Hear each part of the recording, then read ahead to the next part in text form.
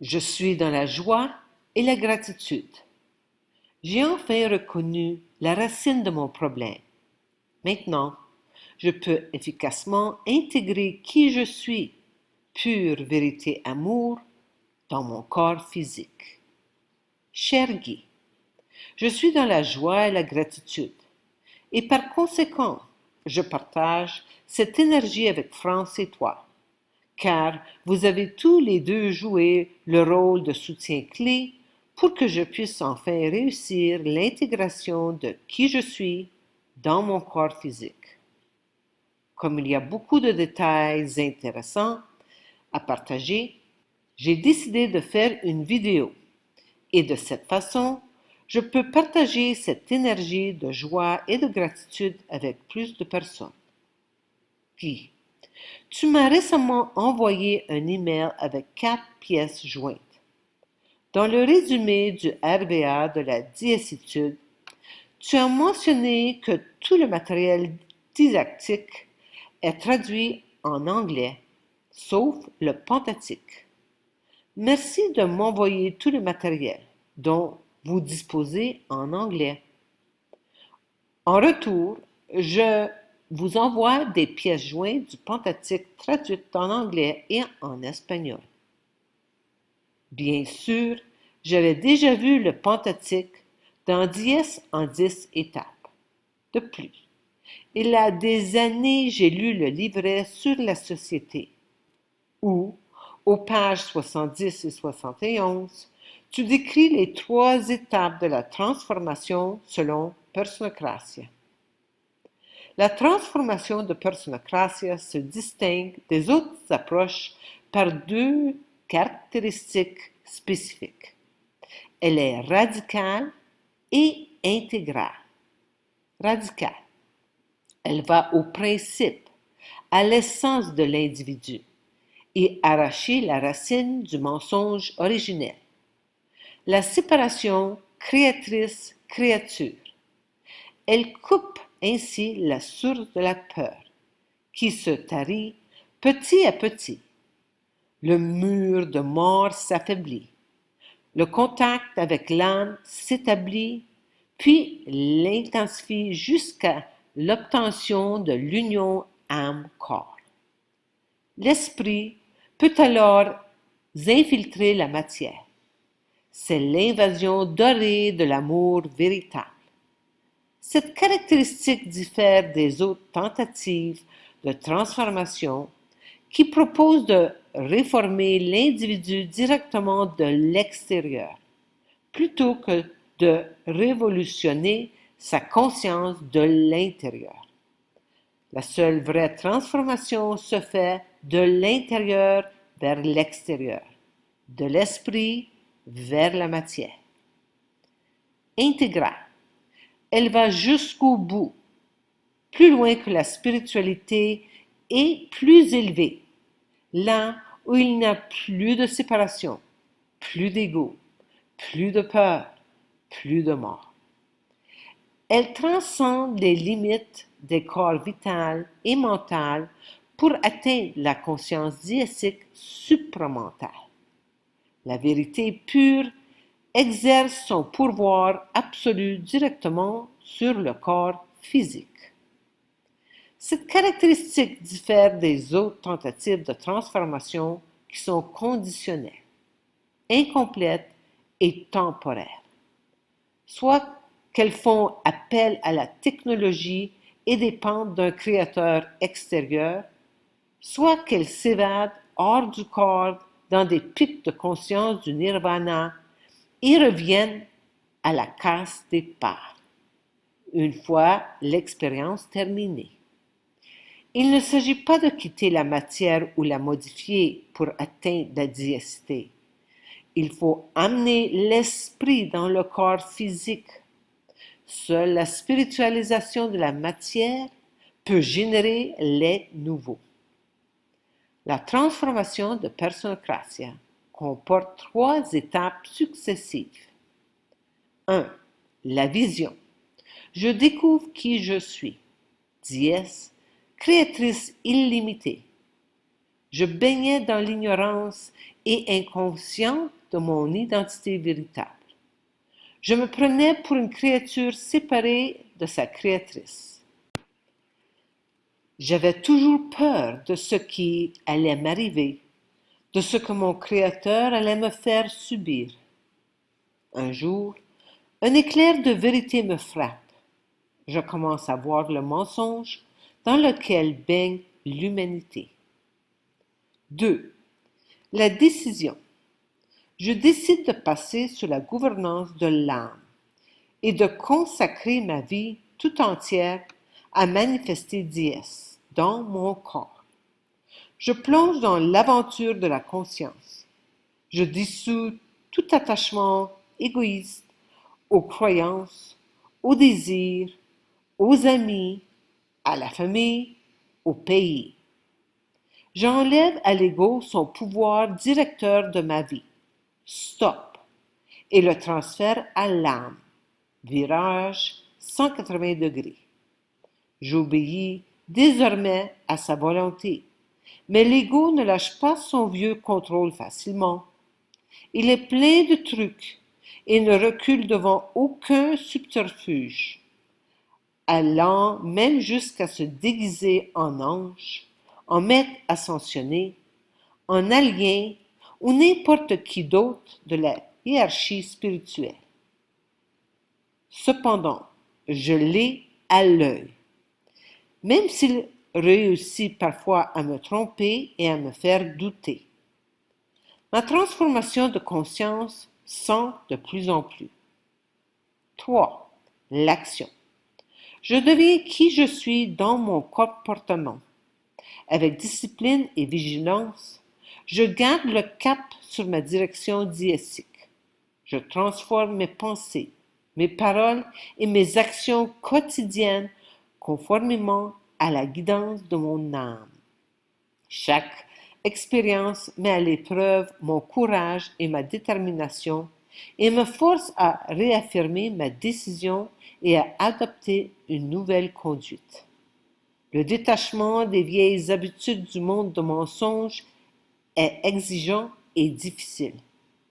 Mon ego pleure et mon âme se réjouit. Chaque épreuve est un cadeau évolutif que j'accueille. Ce que je perds sur le plan matériel, je le retrouve au centuple en authenticité de qui je suis. Les peurs s'estompent les unes après les autres et la puissance s'installe. L'unification corps-âme se renforce et je sors de l'enfer sur terre. Je reconnais enfin la paix et la joie véritable du paradis sur terre. Je progresse lentement, mais sûrement, dans la manifestation de l'aide diésique que je suis. Ma transformation s'accomplit. En 2004, j'ai reçu ce livret de ta part, juste après ma sortie de prison. Tu me l'as personnellement dédicacé. Chère Tatiana, Dies nous pouvons, et nous le ferons. Cœur Guy. J'ai lu ce livret en 2014, et comme je le fais toujours avec une lecture importante, j'ai souligné au crayon. Je l'ai relu plus tard et souligné au stylo, seulement le livret en anglais. L'autre jour, j'ai ouvert ce livret jusqu'à la dernière page et j'ai remarqué que je l'avais signé avec ma signature Amour infini et daté au 30 septembre 2004. En y regardant de plus près, j'ai réalisé que le livret a officiellement été publié jusqu'à partir de 2013. J'en suis venue à la conclusion que j'ai inconsciemment pris la décision de commencer ma transformation en conscience en 2004. Depuis 2003, j'ai arrêté de payer de l'impôt sur le revenu, mais je n'ai probablement consciemment compris mon action de dire non au gouvernement du Canada jusqu'à partir de 2004, après avoir acheté et lu La mafia médicale et Que diable suis-je venu faire sur cette terre? M'accomplir. Ce même jour, je suis allé travailler sur les plantes de Sacha Inchi. Je vais d'abord décrire mon quotidien à la ferme, avec quelques photos pour expliquer en partie mon parcours de transformation. En 2018, dans notre ferme, j'ai accidentellement découvert la plante Sacha Inchi. Puis, des circonstances que j'ai clairement créées en tant que créatrice que je suis, m'ont amené à apprendre que cette plante produit une oie décrite comme miraculeuse dans ses propriétés curatives. En voici une description. La plante de Sacha Inchi est originaire de l'Amazonie péruvienne. Elle est également reconnue avec ses noms de Mani del Monte ou Mani del Inca, noix Inca. Les huiles obtenues à partir de Sacha Inchi sont essentielles pour la santé humaine. Actuellement, la plupart de ces huiles sont extraites du poisson, par raffinage avec des solvants chimiques. L'huile de Sacha Inchi est extra vierge, car elle est pressée à froid. De plus, l'huile de poisson, car elle ne contient pas de conservateur naturel, nécessite l'ajout artificiel de composés chimiques. La Sacha Inchi contient des antioxydants naturels, conservateurs, de la vitamine A, de la vitamine E et des phytostérols. L'huile de Sacha Inchi est considérée comme supérieure aux huiles de palme, de tournesol, d'olive, de maïs, d'arachide et de canola. La graine d'amande Sacha Inchi contient 54% d'huile et 33% de protéines. De plus, l'huile de Sacha Inchi contient une forte teneur en acides de gras insaturés. 10% d'oméga 9, 36% d'oméga 6 et 48% d'oméga 3. Elle est par conséquent considérée comme une huile à faible teneur en cholestérol. La graine de Sacha Inchi, en forme d'amande, est comparée à d'autres graines oléagineuses dans le monde et s'avère plus riche en graisses de type HDL, nécessaires au bon fonctionnement du corps. 48% d'oméga 3 dans le Sacha Inchi. Parmi les principaux bienfaits apportés par les graines de Sacha Inchi, on constate que c'est un antioxydant naturel. De plus, il renforce le système immunitaire, régule la tension artérielle, améliore les facultés neurocognitives et les états inflammatoires. Il réduit aussi les problèmes hormonaux et retarde le processus de vieillissement.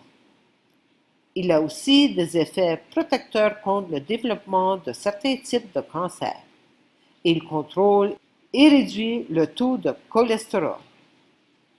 Alors, j'ai décidé de sacrifier 2 acres de plantes de café, soit environ 10 000 plantes, afin de planter à la place du Sacha Inchi.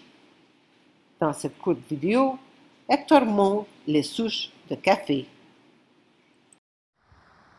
Hola, here is Hector carrying one of the piles from down below of the coffee stumps onto here, where we pick it up, where Lee picks it up with the truck.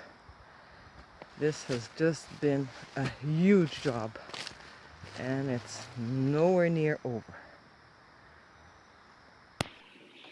Sur cette photo, on peut voir les piles de souches de café qui sont ensuite chargées dans le camion et remontées au niveau de la maison. J'organise et crée diverses piles. Voici l'un des 4 tas de souches de café. Celui-ci se trouve à l'entrée de la maison, à côté d'un des 4 autres tas de morceaux de pain, laissés après l'abattage de 2 acres de pain, juste avant l'achat de la propriété. Cette photo a été prise en 2007. lorsque la voie d'accès a été créée pour la première fois avant le début de la construction de la maison. Ceci est une photo de la vieille maison de la ferme d'origine et du café séchant sur du plastique au sol. Voici mon amie Nicole dans le hamac, lorsque les deux Nicole sont venues pour rendre visite en janvier 2020. Ceci est une photo récente où l'on peut voir la plante Sacha Inchi pousser dans le rosier. J'ai séparé des graines de Sacha de leur coquille, puis trié sur ce porche. Et voilà l'une d'elles qui est tombée ici dans le rosier. Ici, on peut voir le couvre-sol qui s'appelle aussi Manny. C'est un beau couvre-sol que vous pouvez voir ici à l'arrière et sur le côté de la nouvelle maison. Avant d'approfondir l'histoire de Sacha Inchi, je vais remonter dans le temps pour décrire quelques événements marquants de mes années de transition. Voici une photo de la magnifique maison immense que j'avais construite lorsque mon ego était à son plus haut niveau de conscience de mouton noir. Mon âme a permis l'achèvement de cette construction au début de 2011. Nous y avons vécu environ 6 mois. Puis, Lee et moi avons été arrêtés en décembre 2011. Ceci est une capture d'écran de la maison tirée de Google Maps. Une fois tous les deux sortis de prison à mi-2015, nous avons vécu une année au Costa Rica, 14 mois en fait, tout en essayant de vendre cette propriété initialement construite pour nos années de retraite. Ceci est une vue aérienne de la maison principale à l'arrière et de la maison jumelée à l'avant qui était initialement prévue pour Luba et l'autre pour Greg et leur future famille. Vous pouvez remarquer la pente du terrain à l'arrière des maisons. Ceci est une autre vue aérienne de la propriété. Voici la piscine de la maison principale et voici la piscine de la maison jumelée. Là encore, remarquez les énormes créations de mon ego. Lorsque nous étions en prison et donc dans l'incapacité de régler l'entretien nécessaire à la propriété, presque tous les meubles des 3 maisons ont été volés. Fait intéressant. Un lit double, une table avec des chaises, un réfrigérateur, une cuisinière, quelques ustensiles de cuisine et 2 chaises de jardin endommagées par les intempéries ont été laissées sur place. Nous avons ainsi vécu dans ce minimalisme durant 14 mois. J'ajouterai également que le gouvernement canadien a confisqué notre maison à Ottawa et le cabinet dentaire et la bâtisse avec. J'étais en faillite, mais ils n'ont pas pu confisquer la propriété costaricaine, car elle se trouvait dans une juridiction offshore. Il me restait donc juste assez pour continuer à avancer. La création parfaite choisie par l'âme.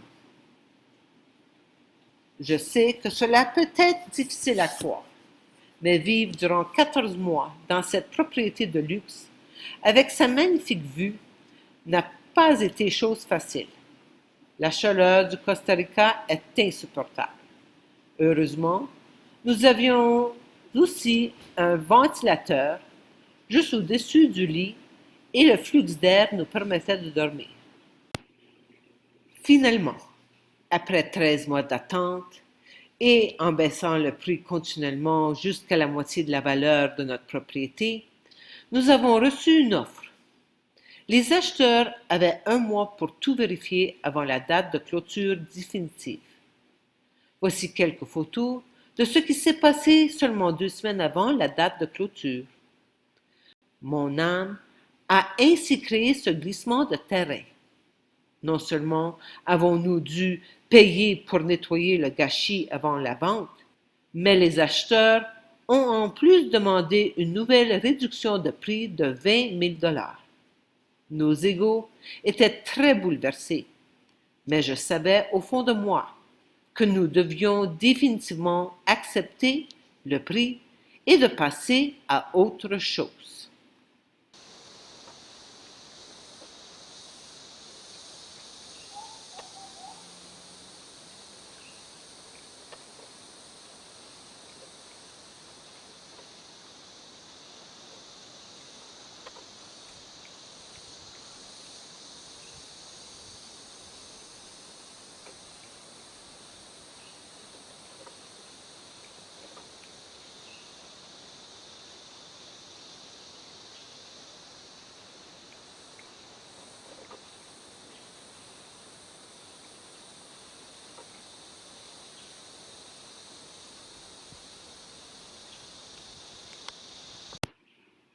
Nous sommes partis du Costa Rica vers l'Équateur. Nous y avons vécu 7 mois et durant cette période, nous avons acheté une autre propriété à flanc de montagne. Nous étions encore dans la conscience moutonnière, comme le laisse sous-entendre cette première photo à l'entrée de la propriété. Comme il n'y avait pas de route physique aménagée pour accéder à la propriété, nous avons dû, par conséquent, aussi financer la construction d'une route, afin d'apporter l'électricité à la propriété. Voici une vue d'en haut de la propriété et de la ville d'Ibarra en contrebas. Vue de la propriété depuis Ibarra. Voici notre vue sur le lac. En raison des exigences des visas, nous avons décidé de déménager temporairement en Colombie, période de 3 mois.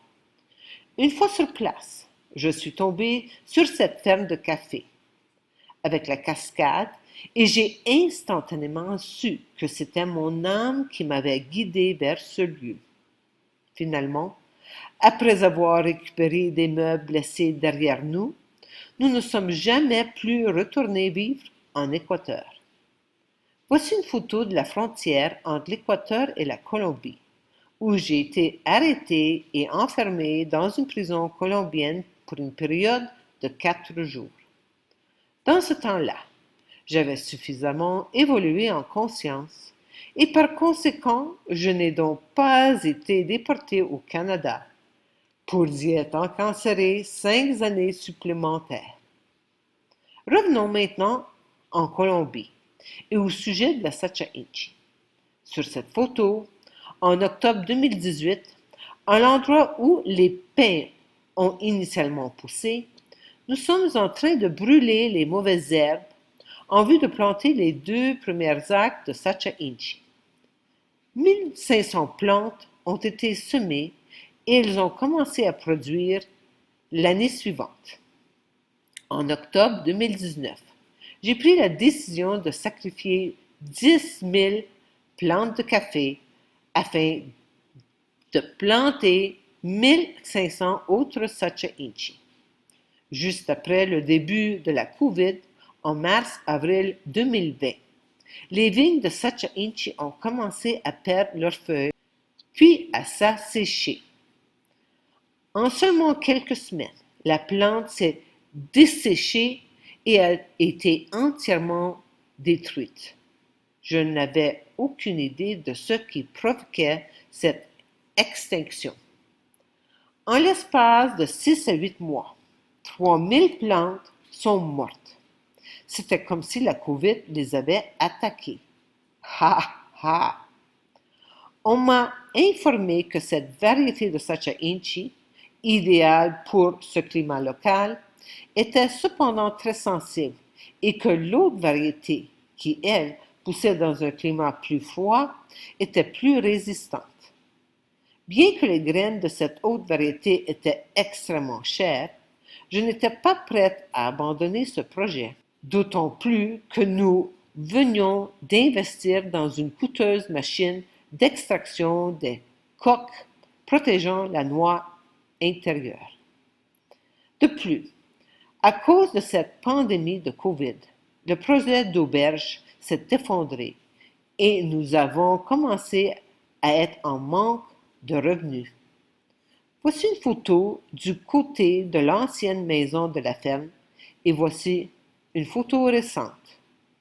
Au départ, nous torréfions le café dans le vieux four en argile. Mais récemment, nous avons acheté ce torréfacteur qui facilite beaucoup la torréfaction du café.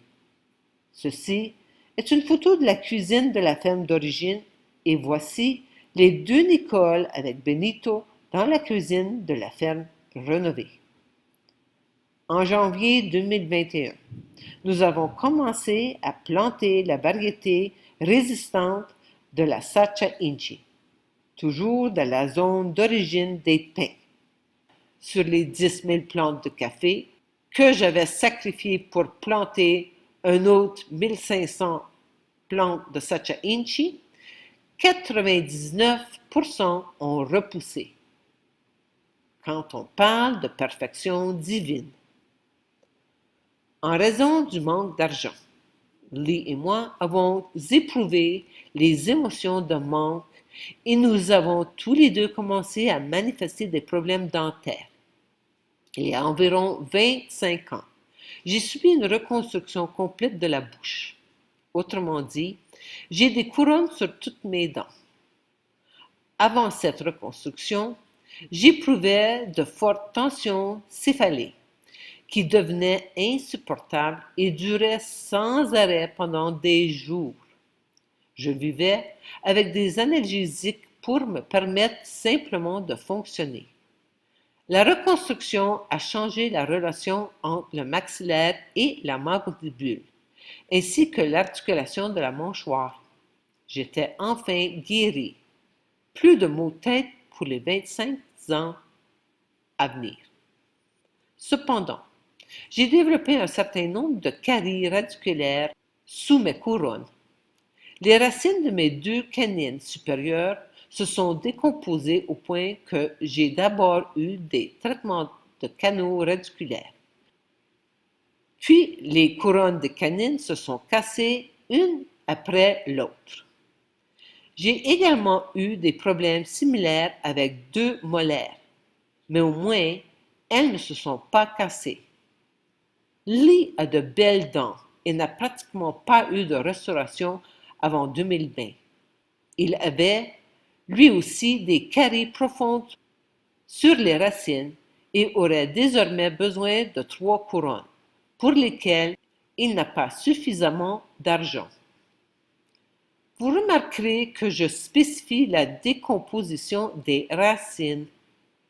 Et maintenant, revenons aux Sacha Inchi. La nouvelle variété a bien poussé, mais plus lentement que la première. J'étais très consciente durant cette période que j'avais la peur de l'échec. Ceci est une plante Sacha qui pousse bien. Il y a environ 2 mois, j'ai commencé à voir ceci. J'ai d'abord essayé de nier pour éviter de faire face au fait que même ravage surgissait. En plus de ce problème de Sacha, en 2020, nous avons également perdu la quasi-totalité des bananiers qui poussent entre les cafiers. Quelque chose attaquait leurs racines et les arbres tombaient. À l'avant se trouve un papayer. Voici un gros plant de la papaye. Derrière, on peut voir le bananier incliné avec ses bananes dessus, mais également avec des feuilles mortes. Ce bananier s'incline avant même que les bananes ne soient mûres. À droite, un nouveau bananier qui pousse et à gauche, un jeune yucca. Voici un autre yucca entre les cafiers et un autre près de l'allée avec la cascade en arrière-plan. Voici Hector avec un vieux yucca. Le yucca est une plante à racines semblable à la pomme de terre, mais elle se plante facilement et pousse partout, parfois même à cette grande taille. Voici une autre photo d'un yucca de taille normale avec avocat, courge, papaye, ananas, mangue, Sacha et quelques framboises sauvages. Beaucoup de cultivateurs autour de nous ont été confrontés aux mêmes problèmes et nous avons finalement appris que le champignon responsable pouvait être traité sur les bananiers. Il y a quelques mois, nous avons donc traité les bananiers et il m'est venu à l'esprit que le Sacha Inchi pouvait subir un problème similaire. J'ai d'abord tenté d'aider les plantes Sacha en outant les vignes mortes, mais il ne m'est pas venu à l'esprit que le problème venait carrément des racines. Il y a quelques jours, j'étais en train de traduire le Pentateuque en anglais et en espagnol. Je suis ensuite allé ramasser le Sacha Inchi. L'antifongique a récemment été appliqué sur les racines des plantes Sacha et alors que je me tenais devant une plante, il avait déjà commencé à guérir. La métaphore m'a frappé. La racine du problème. Depuis 2 ans et demi, à l'image que je crée des problèmes de racines tout autour de moi, j'ai enfin perçu l'information que mon âme tenait de me transmettre. Depuis 2004, j'ai intellectuellement et consciemment travaillé sur la connexion avec mon âme, mais la peur du manque persistait en moi. Nous sommes en fait entourés d'abondance, et malgré ça, je n'ai pas réussi à intégrer dans mon corps l'amour pur. Mais donc, le Sacha Inchi et même les bananiers me criaient « Va à la racine du problème, abandonne-toi totalement et complètement à ton âme. » Les plantes de Sacha ont maintenant commencé à faire pousser de nouvelles vignes, même si une autre application de l'antifongite est nécessaire. Je sais que les plantes vont bientôt ressembler à ça. Voici une récente photo d'une belle Sacha Inchi. Alors que nous avons connu 2 glissements de terrain mineurs dans cette zone, je ne suis pas encore sûr du message de la conscience. J'ai travaillé sur un certain nombre de solutions avant que la vigne de Manny s'installe et se multiplie. Je continue maintenant à planter le Manny dans le reste du mur. Un dernier commentaire. Au cours des 5 dernières années à la ferme, les déchets que j'ai ramassés étaient principalement des plastiques divers, mais aussi des chaussures et divers articles vestimentaires. Toutes ces ordures étaient dispersées sur toute la ferme. Alors que la pluie lave lentement le sol, toutes ces ordures ont refait surface. Je sens que c'est à l'image des déchets à l'intérieur de mon corps. La ferme est maintenant propre et très bien organisée. Je sais que mon corps est extrêmement sain. Je le remplis quotidiennement avec du Sacha Inchi. Encore une fois, merci Guy pour le Pentateuque. Le message est finalement passé haut et fort. Je poursuis maintenant mon évolution de conscience un peu plus efficacement encore. Je sais que mon corps physique durera jusqu'au point où la masse critique d'individus éveillés dans l'action quotidienne consciente soit atteinte et les diésiques se manifestent sur terre. Amour infini. C'est à nous de ne pas nous conformer, mais d'avoir de la compassion envers les autres, peu importe où ils se trouvent sur leur chemin évolutif de conscience. Chaque jour, je dois renforcer ma détermination à avancer sur mon chemin évolutif vers l'espèce nouvelle. Réjouissons-nous, parce que tout ce qui déroule dans le monde de mensonges, ce n'est qu'illusion. Et ce monde de mensonges se désintègre devant nous de façon exponentielle. De l'enfer sur terre au paradis sur terre. Nous construisons ce que beaucoup ont dit était impossible. Pensez à nous rejoindre dans notre communauté de conscience au bord de la ville de Popayan, au sud de la Colombie. Ceci est une invitation pour séjour de longue durée au Cascada Café Retiro en Colombie. Il n'y a absolument nulle part où se cacher. Cependant, à Popayan, il y a une bonne croissance alimentaire tout au long de l'année et le climat montagnard tempéré rend la vie très confortable ici. Vous rejoindrez-nous dans ce paradis sur Terre? Je consulte par téléphone et propose des outils pour que vous puissiez trouver votre solution individuelle en faisant contact avec votre âme. Merci de partager mes vidéos afin que ces informations puissent atteindre les personnes qui en ont besoin. Amour infini.